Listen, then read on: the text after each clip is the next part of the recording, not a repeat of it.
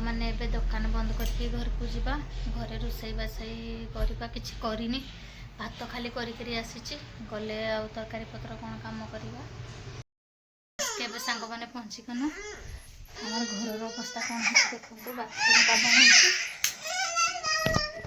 bathroom टा भंगा हो छोट थिला बड़ हो कौन है धूली मुड़ी अवस्था घर भी अवस्था कौन है सांग मैंने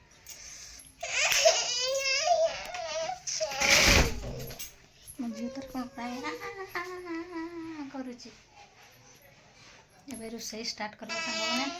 भात हो जाए तरकारी पत्र इे सांग मैंने देखो दुकान पर ये सब रेडी कर लंका छड़ाउन एपटे अंडा सीझा हो जाए आम स्टोर रूम ये खाली आम दुकान सामान सब रोचे देखु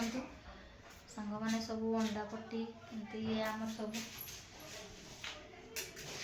ये आम झील अंडा छड़े बोली कौन है सब कम सारी देवे शीघ्र शीत दिन शीघ्र न सारे जल्दी जल्दी दुकान खोला हे सांग मैंने अंडा तरकारी देखते सांग मैंने सब रेडी होगा सब जिन आगे पलि आसली सब कंचा लंका धनिया पत्र सब आसगला चलते रोषे स्टार्ट कर सांग मैंने आउ लेट कर टाइम हो लाइट देदेले कड़े तो अच्छे आ कम सांग मैंने सारे